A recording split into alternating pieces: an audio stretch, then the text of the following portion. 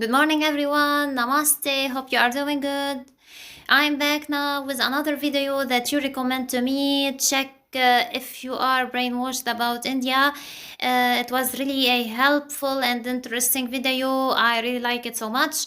And I realized after watching this video that I learned a lot of things new about India, and I see myself that I was brainwashed after focusing on India content, and after doing a reaction videos about India. I see myself really discovering more and more informations. Thank you for recommending me this video, and now we will watch the video together.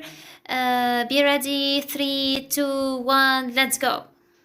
Many of you have seen people of Indian origin in your country. How do you perceive them? And how do you perceive India? Many of you think of India as a country of poverty, slums, dirt, rapes, and caste system. Yeah, they think and like many that. of you got introduced to India through the famous movie Slumdog Millionaire. And then there are some of you who know India for its Bollywood and yoga. Well, it is not entirely your fault that you think this way, and there is no doubt that India does have its imperfections, but India is definitely not what we are shown in our countries. Like many of you, I was also a victim of the mainstream media in my country until I ended up living in India and started to keenly observe this country. And of course, to understand India and its mechanism, one really needs to have fine-tuned senses. France, like Europe. Next time you see Indians in your country, remember that their country is being transformed into something like this. However, you are mostly shown only that. And of course, many of you were never told that for many years India has been one of the fastest growing major economies of the world. Are you worried that Indians are stealing your jobs in your countries? No, you are not fully informed. Perhaps you do not know that Indians are also providing thousands of jobs in your country, and they are doing it in different parts of the world. Exactly. There are more than 800 Indian companies in the UK, which employ around 110,000 people. In the USA, Indians-owned firms employ more than 600,000 employees. Have you noticed that when the media in the West talks about rapes in India, they rarely talk about the rape rate statistics, and probably it is because India is nowhere close to the Western countries in rape rate. Yes, I'm aware that while talking about rape, one must consider things like underreporting, marital rape, homosexual rape, false filing, law of rape, conviction rates, and many other factors. And that is why I sincerely recommend you to dig a bit deep into this and analyze where your own country stands before you become a victim of the mainstream or fake stream media. By the way, were you also told that the so-called developed countries do not only have a much higher rape rate, but also their citizens travel abroad to rape the citizens of poor countries? Europe, North America, Australia, New Zealand are some of the main sources of international child sex tourists who perform sex crimes in other countries. Were you also told that many Western women travel abroad to enjoy female sex tourism? And it is difficult to believe that the boys who are hired by these rich women are in some cases not underage. India has always been a multicultural society, and yes, in one way or another, discrimination may exist in India too. But wait, which country is crime-free? Is your country crime-free? Is there no discrimination in your country? India is a country where its minorities are allowed to thrive and grow in numbers and also in percentage. India is a country where many dharmic traditions like Jainism, Sikhism, Buddhism and Hinduism were born. And the people of India have even accommodated the ideologies and religions that did not originate from their own land. When I first heard of Indian caste system in my country through our media, It was Look not how even much it's mentioned beautiful. that in India, Oh my not God. only the minorities, but also the members from those societies which are also known as low caste, end up becoming presidents, vice presidents, prime ministers, and chief ministers. Has the media in your Yeah. country told you about this when they talked about Exactly. Indian caste system to you? Has the media in your country also mentioned that don't India talk. has already had a female president and a female prime minister? They hide the truth. I know like that. in many so-called developed countries, many low-skilled immigrants from poor countries are purposely and temporarily brought to do low-class and dirty jobs. These poor people are kept in substandard conditions, and after the job is finished, they are sent back to their own countries. The developed countries make the most of their strong currencies, and their own citizens shy away from doing small jobs.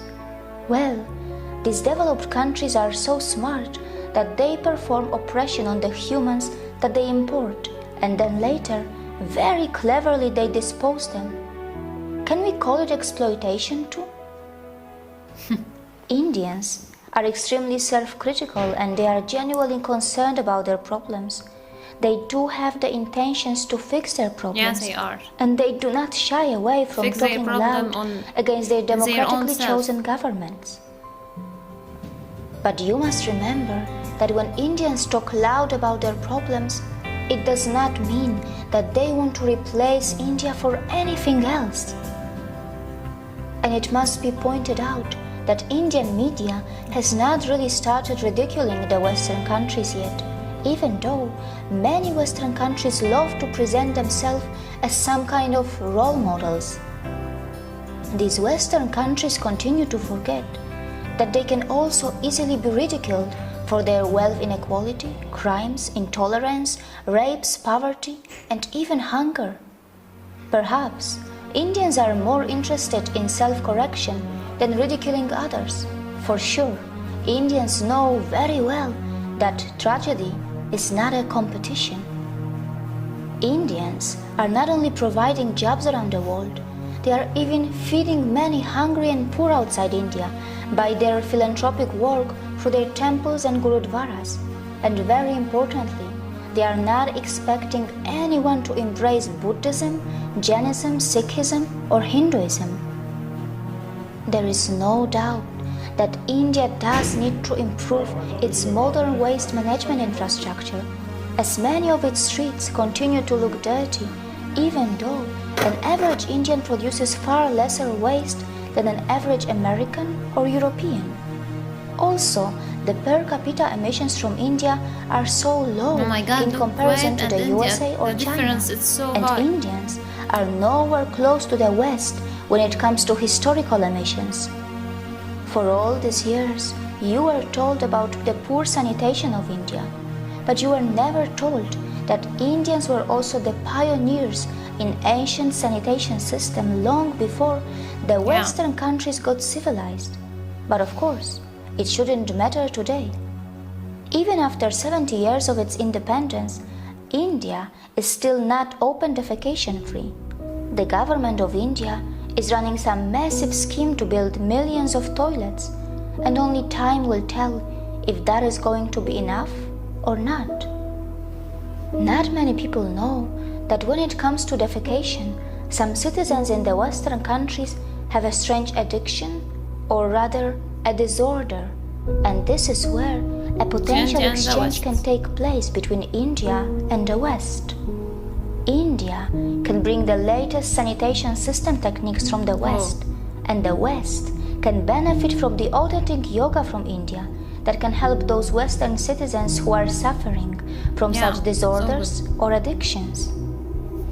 But of course, it can only happen if the Western societies are brave enough to address their embarrassing problems and not just sweep them under the rug, as it is very well known that such kind of disorders and addictions have been reflecting in the Western adult film industry as well.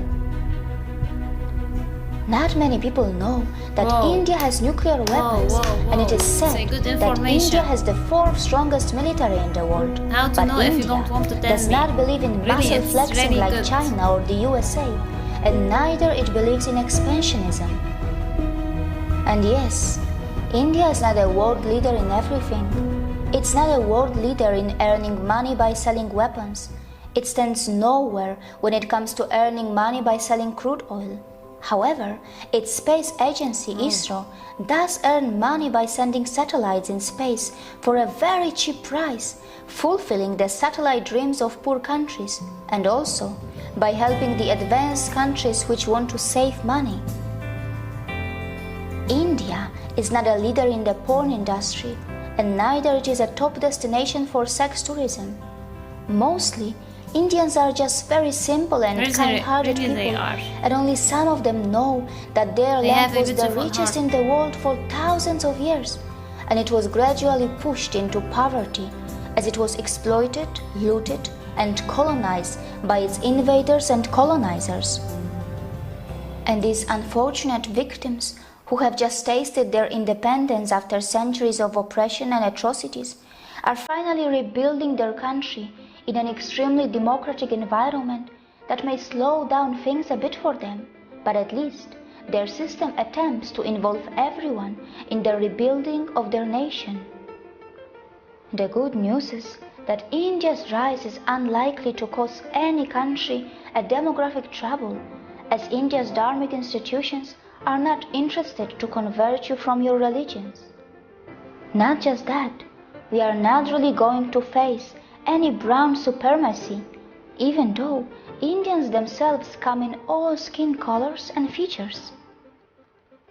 It is also highly unlikely that Indians will hate you, even though many of you may have developed prejudices against them because of the mainstream media houses, which for some special reasons are overplaying and sensationalizing their problems.